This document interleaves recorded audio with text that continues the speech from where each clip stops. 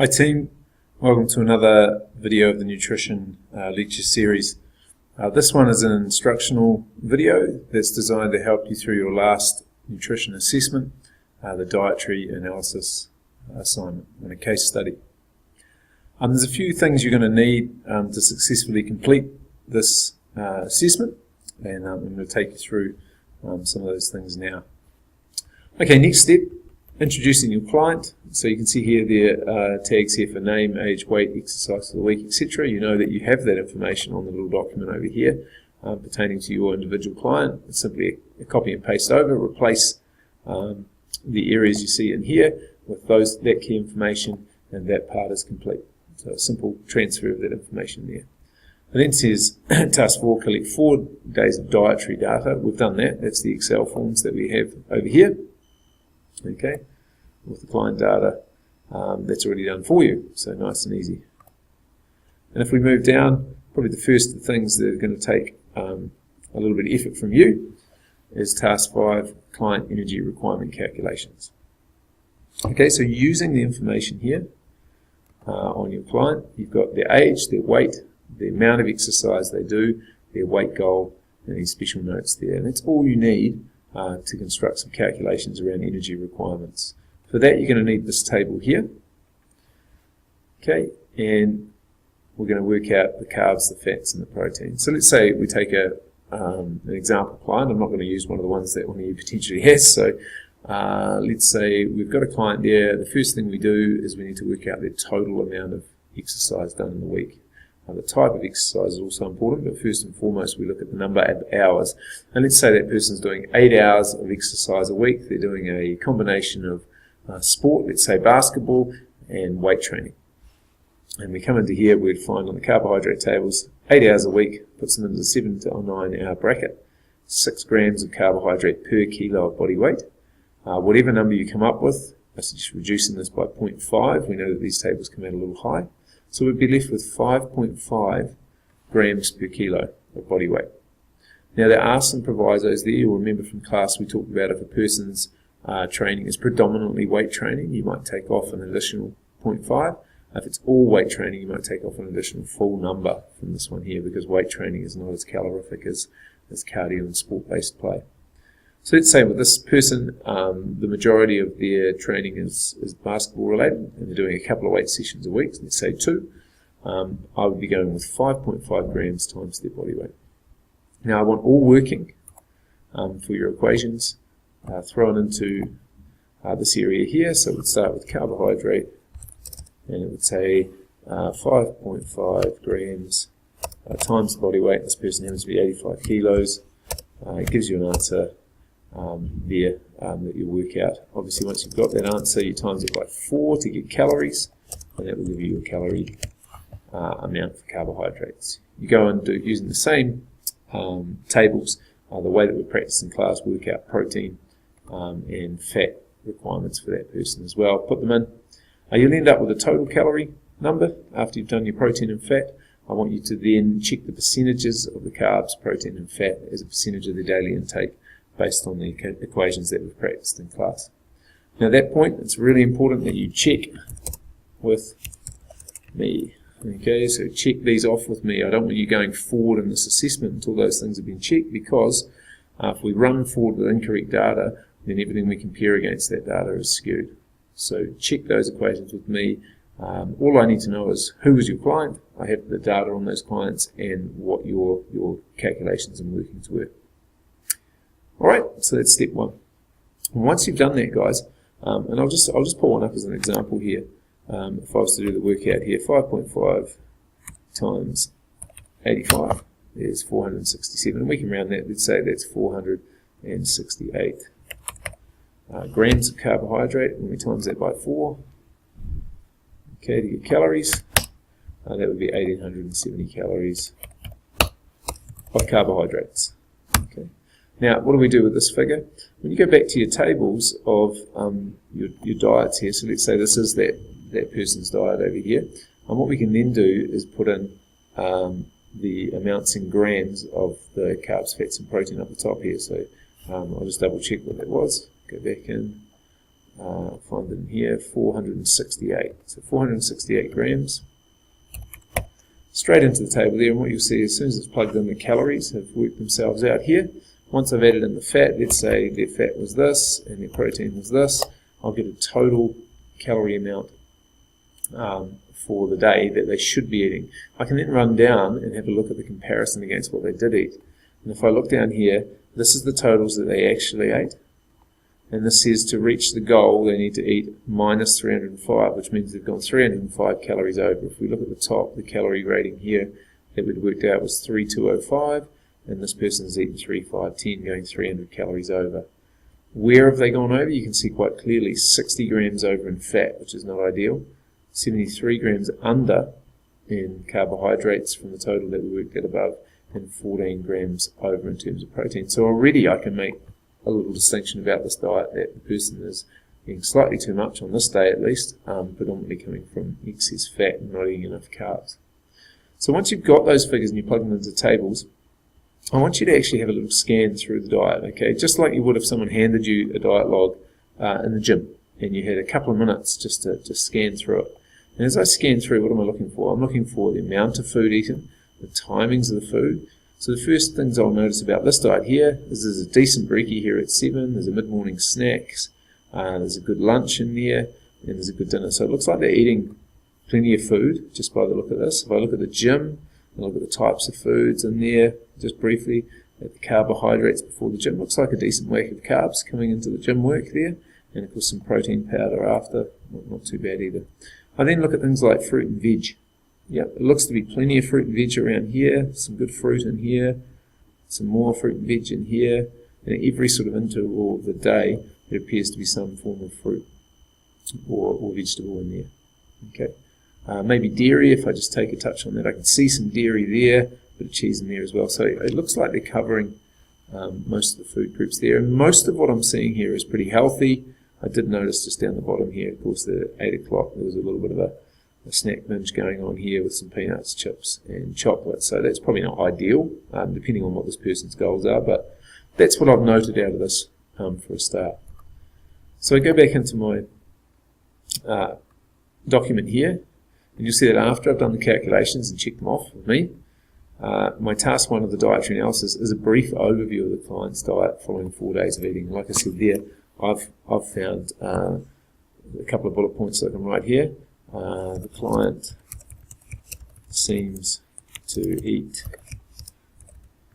plenty of food, in fact too much.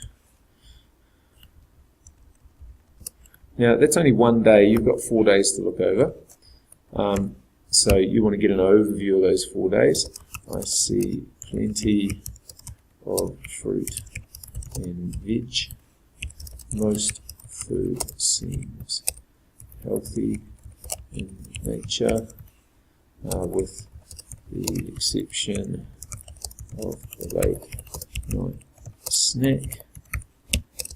They appear to be eating too much fat and not enough carbs.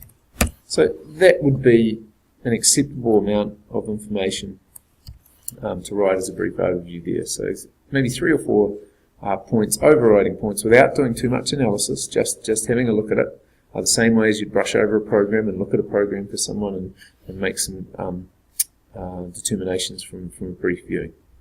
Okay? Alright, next step, nutritional value of food eaten. You can see some nice colourings on this table here, and we're going to utilise these colours soon. Grains, cereals and breads, fruit and vegetables, dairy, meat substitutes, high calorie, low nutritional value food. So this is effectively rubbish food here.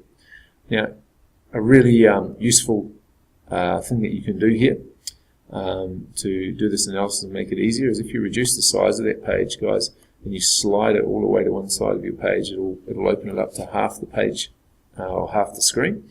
If we do the same with the dietary log and we take it all the way to the side, it'll open that up to half the page as well. Now I can work between the two documents without one disappearing.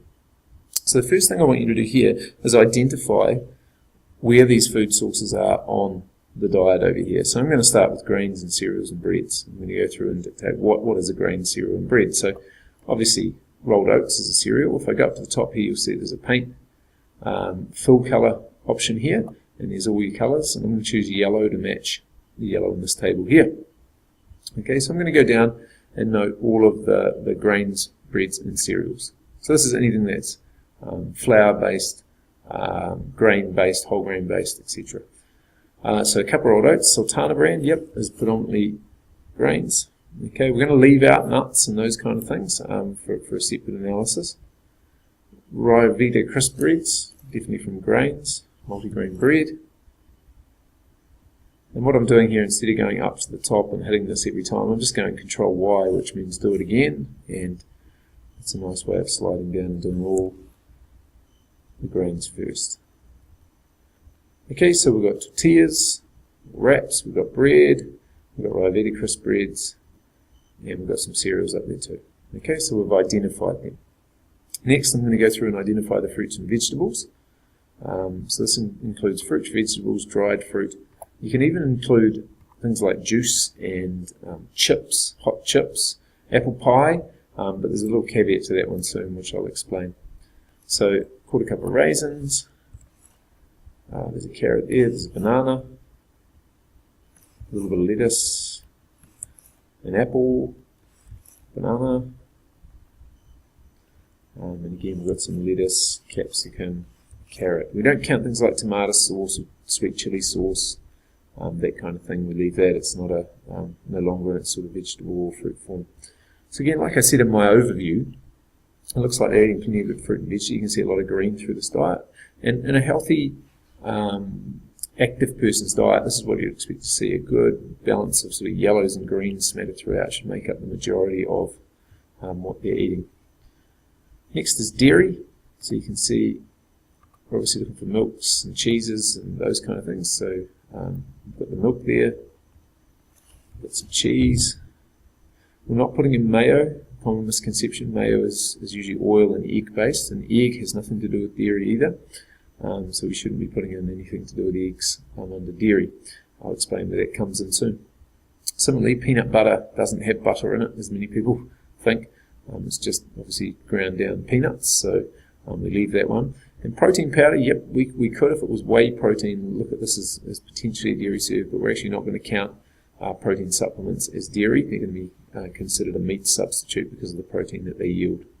So as I go down, that is effectively it. Dark chocolate, no, 10 grams of dark chocolate is not going to constitute anything meaningful, and there's not a lot of milk in dark chocolate anyway. So that's the blues done. And that leaves us the browns for meat. So as we go down, we've got some shaved ham.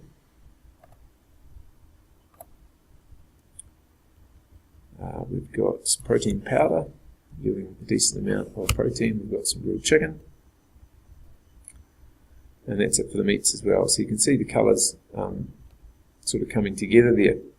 The last thing I've got there is high calorie, low nutritional value food. So we're talking crap really here. And it's easy to become a little bit too tough in this regard here. So you can see I've got a third of a cup of peanuts. So if I told you these were unsalted sort of raw peanuts, then I wouldn't consider them crap. Potentially if they were salted roasted sort of ones, you might put a serving of rubbish in there for those. You've got almonds, certainly okay. And then these tiny little bits of mayo and pickle and things, no, I'm not going to worry about them. Oh, I just noticed though, I missed a rice cracker there. That should have been a grain there as well, coming from rice and flour. Okay, so things like peanut butter, spreads, those kind of things I'm not putting down as crap, unless we're eating a ridiculous amount of them. So in this diet here, I'd be looking at potato chips as one. And there is some salted peanuts and some dark chocolate as well. Now, would I count that as 3 serves? Typically I'm looking at around 200 calories would constitute a serve. So I might go with a couple of serves there. You can see between them 100, 200, about 300 and something calories between the lot there. So 1 to 2 serves of crap would be my suggestion for this one here.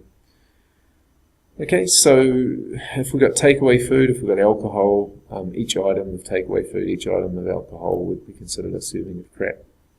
And then I'll leave it to your devices to determine whether you think something is worth putting down as a serve of crap. Now, I know some people put things like muesli bars and that kind of thing, but as long as it's one a day, something like that, I wouldn't be considering that a serve of crap. This is really high-calorie food with little nutritional value there. Okay, so one other thing to note, and I'll just see if I can pull up an example page here where there might be an example of what I'm looking for here. Yep. So be aware that some things are listed as total food items rather than listed separately in terms of the sandwich that was on the one you just saw over there, broke up the bread and the meat and the salad. But you go to McDonald's, for example, and you get a cheeseburger. The cheeseburger comes with multiple parts to it. So the way that you would have to go about showing this in terms of serves is you go, well, a cheeseburger has bread. It also has the meat. It also has the cheese. And it's also a serving of crap. So I've gone along the line here and just indicated that this thing is going to be counting up different serves of things when we get to the count up portion. Okay, you'll notice that I left out the fat and carb column here. That's really important for later in the analysis when I show you something else we're going to be looking at. So I want you to keep these two columns here clear. You can go as far along to the side as you wish, putting the different colours in here. I also want to show you how to attack something like small chips. So like I said, chips can count as a serve of vegetables once in the day, but you would also have to consider them a serve of rubbish, for example. Coke, of course, is going to be rubbish, and 12 white clouds, of course, rubbish as well. And just an interesting thing when you see it on here, some of your clients might have some alcohol, we binge on the weekend, that kind of thing. Just want you to note the calorie content down here. This is the calories that come from carbs, which is predominantly all you're going to find in alcohol. But alcohol has its own calories, and so you can see the extra calories listed there. So about 1,800, 1,900 calories over half the day's intake, had from 7:30 to 8 in the form of these RTDs here. Add to that the cheeseburger meal, and you're looking at 2,500 calories coming after 6:30 p.m. in this diet here. So you can see how the bad stuff sort of adds up really, really quickly. Okay, so just going back to my example one here. Let's say now you've gone through and you've coloured everything as you need to. That's not the end of the story. You can see over here there's a table, and this table has these servings sources listed. It also has the recommendations from the National Food Authority around what we should be having in a healthy and balanced diet. So you can see grains and cereals and bread serving 6 to 10, fruit and vegetables 5 to 8, dairy 2 to 3, meat 2, high calorie, low nutritional food. Yeah, you can get away with something on a daily basis, really, as long as the rest of your diet's in check. Little caveats here, you can eat far more than this. Fruit and vegetables, you can get more than that without any significant negative effects. And some of you athletic people, and particularly bigger athletic people that need huge amounts of carbs in a day, like this bloke over here needing 468 grams of carbs, may have to go above 10 grams of 10 serves of grain, cereals and breads to get that. Dairy you can also go over a fraction as long as it's mainly from low-fat sources, and of course meat, if you've got higher protein needs, you may need more than 2 serves to get there. But bear in mind that protein adds up from almost everything. As you can see here, there's protein in a lot of these food items here. So the next thing we need to do, guys, is pull out this thing here, the Eating for Healthy New Zealanders.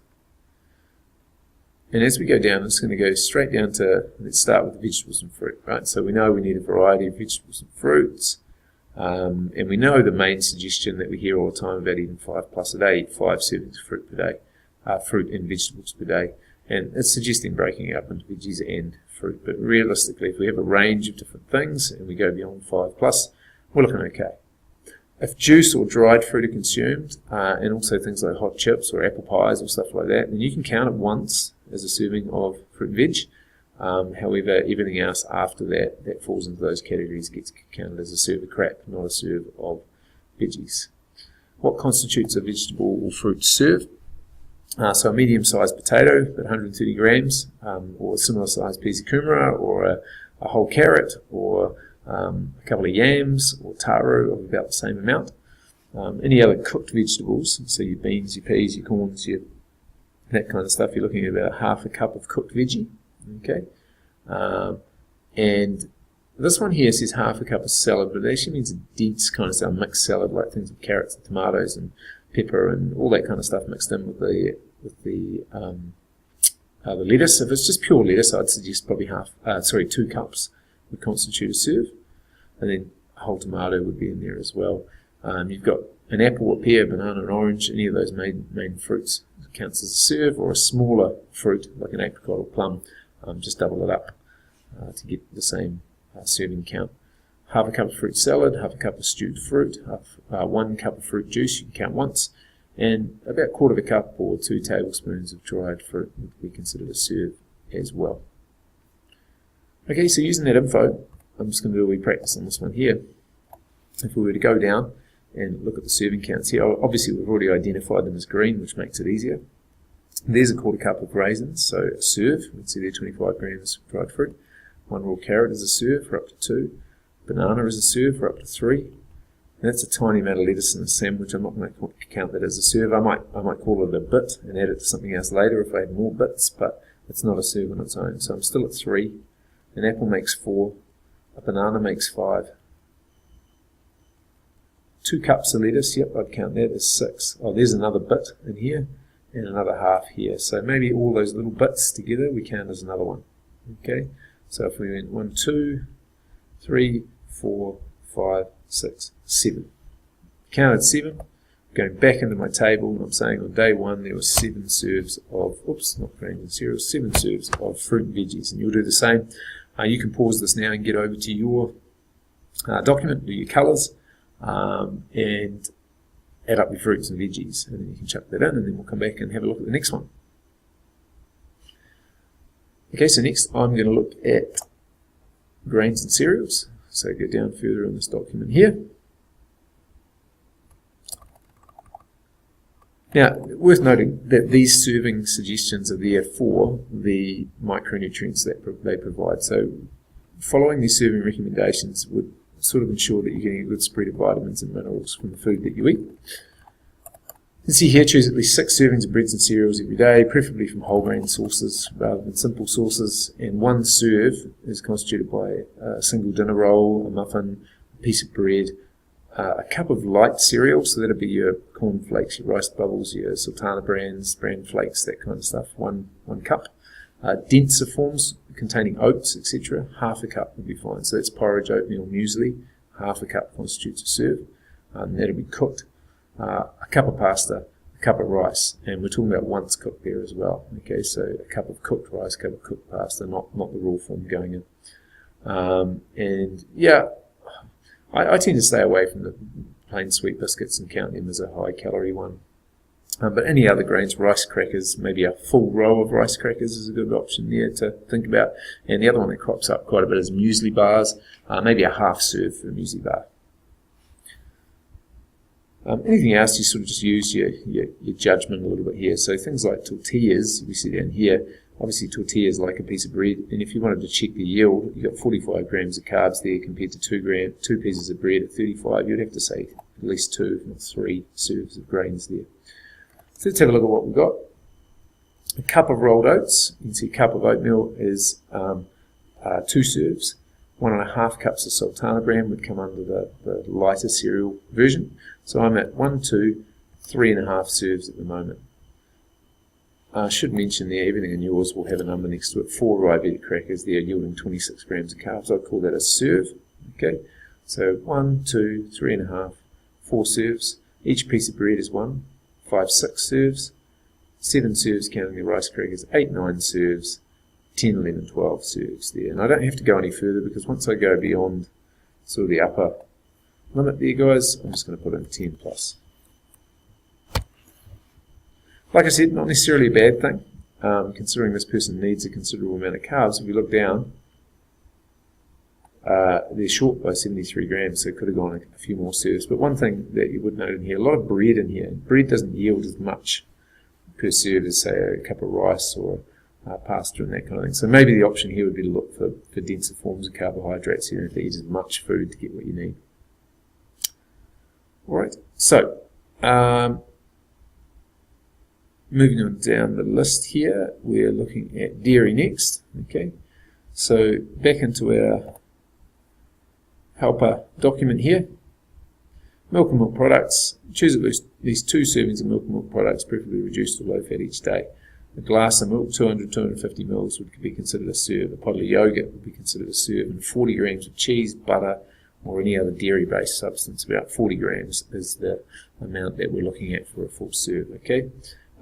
You can also, if you're not able to consume lactose there, you can look at soy milks and almond milks and those kind of things, and fortified foods with about the same amounts attached to them. So a glass of almond milk would dictate a serving as well. And that's really based on the calcium content more than anything else. Back into the table, we identified 2. We've got a cup of milk, 1, and we've got 50 grams of cheese. 40 was a serve. There's 1. So I'm going to go back into my table and I'm going to whack in 2. Meat and meat substitutes. There we go. So choose at least 1 serving from this group each day. Forget the slices. People slice meat differently. About 100 grams of meat. Okay, so 100 grams of meat constitutes a serve. If it's been made and you're getting it served to you in casserole mince form, if you're getting it in spaghetti bolognese form, that kind of stuff, then if it's a wetter type product, then probably double that figure for your serve there. Okay. Everyone I've talked to has agreed that this should read 2 eggs and not 1. Okay. There's good vitamin mineral content, but really 2 would be needed to get anything like what you'd yield from a piece of meat. Fish, 100 grams as well, and then you've got things like dried beans, and that. These are really wild beans we're talking about here, black beans, those kind of things that maybe vegetarians might substitute for protein sources, etc. Okay, and then a couple of drumsticks or a chicken leg would be considered a serve as well. Again, using a bit of judgment call there, anything yielding about 25 to 30 grams of protein would be considered a serve. So as we get into here, you can see the 3 slices of shaved ham yielding 4 grams of protein. There's going to be a bit. There's not much to that at all, so we're certainly not calling it a serve. The 20 grams yielded from the protein powder I would call a meat substitute. So any protein powders taken with the intention of getting a protein serve out of it would be considered a meat sub there. So that's 1 serve we've got there, and 100 grams of lean chicken breast, another serve that we've got there. So going back into the table, we've got 2 serves of meat. High calorie items we've put in red, and you can see down here a cup of chips, we'll call that a serve, and maybe I'll combine these 2 things here and say, look, I had 2 serves of rubbish there at the same time. So I get to the end of that, and I'll just bring that up. Now I've got a day's summary of the eating, and the next step would of course be to do day 2, day 3, day 4. Now I'm not looking for perfection here, I'm looking for estimates, and it should be fairly clear at the end of the process, if you do it thoroughly, how the person's eating and how they're going in terms of these serves. And what you'll see if you run along the lines is you should be able to give a summary to me here. So if I was summarising day 1, whereas you can actually summarise all 4 days together here, I'd be stating something like eats plenty of grains and cereals along with bread,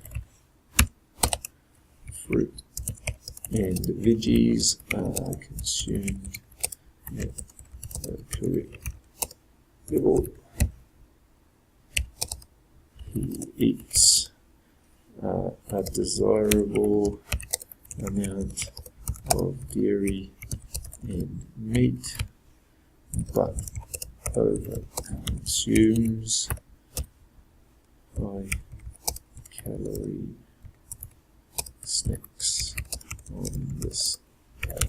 So you can either do it day by day like that, or if there's a pattern emerging, then just talk about it across the days. But make sure you talk about each one of these key 5 factors there.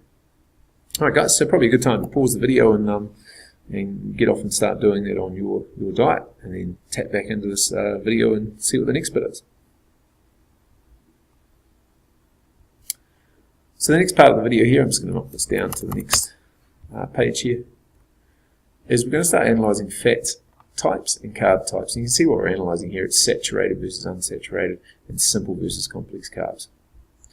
Okay, so the first thing we're going to do again is go on and start identifying some of these things on my practice one here. That's why I've left the fat and the carb columns open when I've done my colorings here.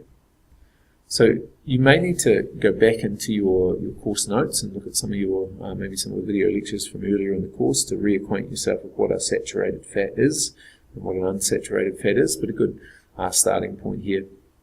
Remember, animal products are primarily saturated fats, so we're talking about things like dairy, we're talking about things like white meat that you see on beef, we're talking about things like pork belly, we're talking about things like chicken skin and those kind of things. So I think nothing's 100% saturated fat, so not even butter and those kind of things. So we're trying to identify the things that are predominantly saturated fat, even if they yield very little fat.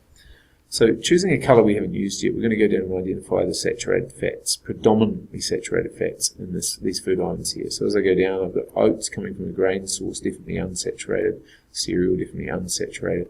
And I get to the milk, and the milk is, if it's got any fat, is saturated. And I'm going to choose this sort of purpley colour here just to indicate just the saturated fats. So by doing this, we're saying whatever I highlight is saturated, and whatever I leave is unsaturated. Okay?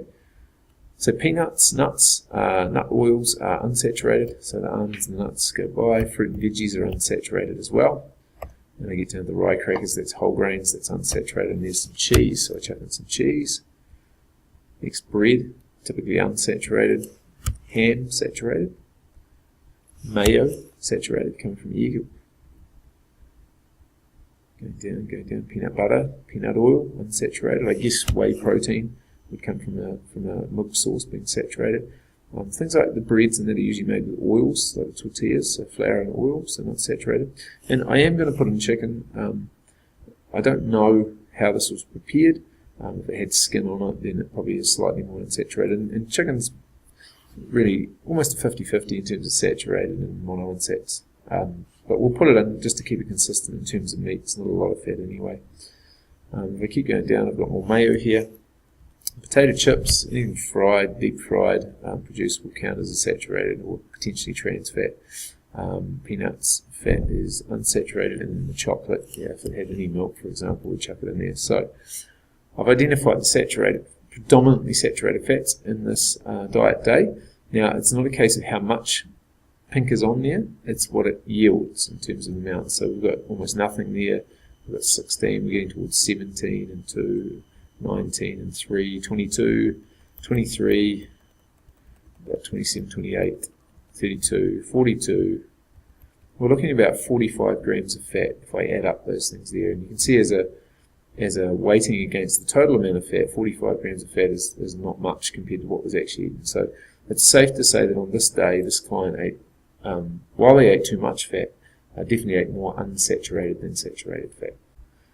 So it's clear from what we just looked at that the client ate more unsaturated fat than saturated. So I'd make a statement here, on this day, the client ate far more unsaturated fats.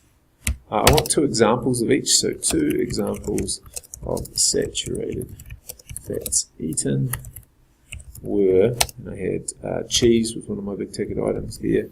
If I go back in, remember I'm just looking for the ones that I've highlighted. Potato chips would be in there too. Potato chips. Again, not saying they're 100% saturated, we're just saying they're probably predominantly saturated. Bad fats. I also want to give 2 examples of unsaturated fats. Unsaturated fats were nuts. And if we go back in, this is obviously anything that's not highlighted here. I'm looking for some decent numbers. I've got bread, tortillas there, nuts. I've got some cereals up the top there, which probably yield some, sultana bran, that kind of thing. So, whack into there again, and sultana bran. So using that as a model for day 2, day 3, day 4, you can now pause the video, get into your table, highlight those saturated fats, add them up. Is it more than half? Is it less than half? Is it about 50-50? That's the statement I'm looking for, and then 2 examples of each types of fat eaten. Okay, next step is to do the same thing, but with simple versus complex carbs. What I'd like highlighted on the table are all simple carbs. Simple carbs come from things like refined grains, like white flour, or wholemeal flour. They also come from sugar and things containing lots of sugar. Remember, simple carbs is not the same as high GI. It could be laden with fat or protein as well. It's the type of carb I'm interested in here. So if I look down the list here, rolled oats are whole grains. Bran, sultana bran, even though it's been reconstituted, quite high in complex carbs. Yes, the raisins would pick up the simple carbs, but I would say still predominantly bran, more so than raisins. Milk is a simple carb, milk-based products. So I'm going to go with a purple type colour here. Okay. Peanuts, obviously coming from nuts, is not going to be simple. Almonds, no. Raisins would be simple. Dried fruit. Fruit and vegetables, typically complex, unless of course dried and concentrated into a juice. So banana is complex. The ripe crackers are complex. Things like the cheese, no carbs in there, so no point talking about that. Now, multigrain toast bread, white bread, wholemeal bread, definitely simples. Multigrain toast bread is kind of halfway between a whole grain and a simple carb. So what I'm going to do there is I am going to colour it, but I'm only going to colour it with a lighter version, and it's going to remind me to just count half that figure. Okay, and that could be true also of things like muesli bars, where you might just count half the figure. It's obviously got oats in it, but it's got a lot of honey or syrup and stuff holding it together. Don't worry about these tiny little amounts. Okay, so if you're agonising over them, stop. Tablespoon of relish, like sweet pickle, yep, that's going to be sugar. You can almost guarantee that. The mayo, anything that's got in it, will be sugar as well. Rice crackers, simple carbs. There's the bread again. If it's half count, anything in this peanut butter is likely to be a little bit of sugar added, unless it says, of course, no sugar on it. Protein powder, again, would be a little sugar, if anything, in there. You've got the white or wholemeal tortillas, not whole grain, so definitely simples. And then again, we've got tomato sauce, sugar, sweet chili sauce, sugar, mayo, potentially be sugar too. Potato chips, no. Still coming from potato there. Although, worth noting that if it's twisties or burger rings or those kind of things, obviously those things are going to be reconstituted into chips. That we know them of, they'll be potentially from maize, corn, or flour, so you would call them simples. And the chocolate's going to have sugar.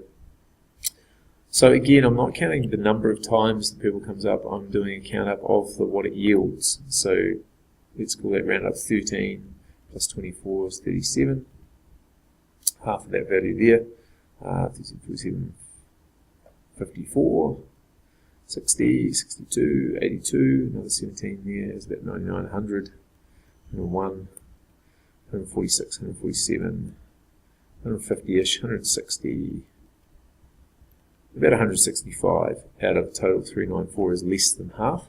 So I'd go into here and say, on this day, my client ate slightly less simple carbs than complex carbs. So again, I'm looking for a statement.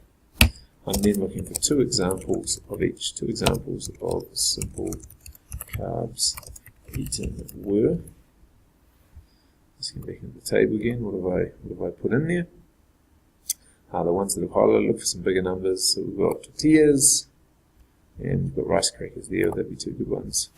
Tortillas and rice crackers. Two examples of complex carbs eaten were, I had my oats and sultana bran. Okay, again, use that as a model. Do the same thing on the next 4 days, and you're good to go. Section done.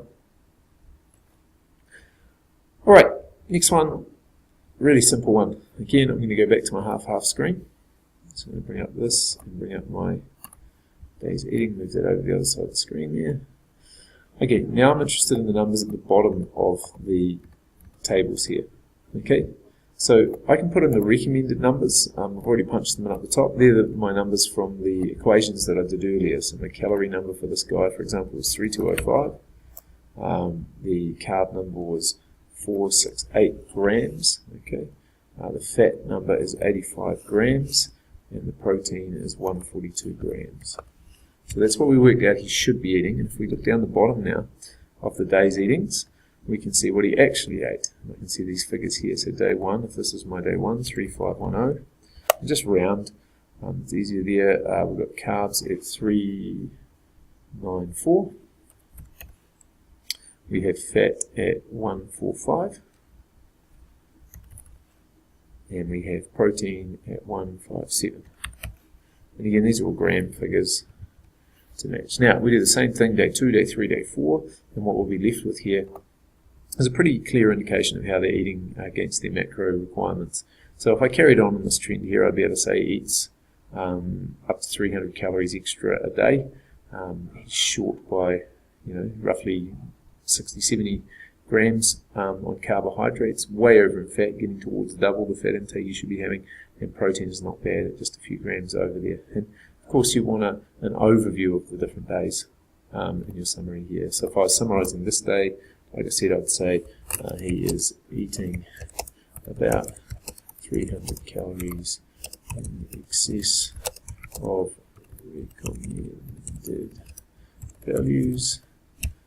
This excess is coming mainly from fat. He is under eating carbs and eating around the right amount of protein. And that would be an example for this day. He is eating, and try to get the spelling right. Okay, so a little overview. Nice simple one there. We can state categorically how he's doing in terms of calories eaten, carbs eaten, fat eaten, and protein eaten. Not a good time to pause, chuck that info on the table, and write yourself a quick summary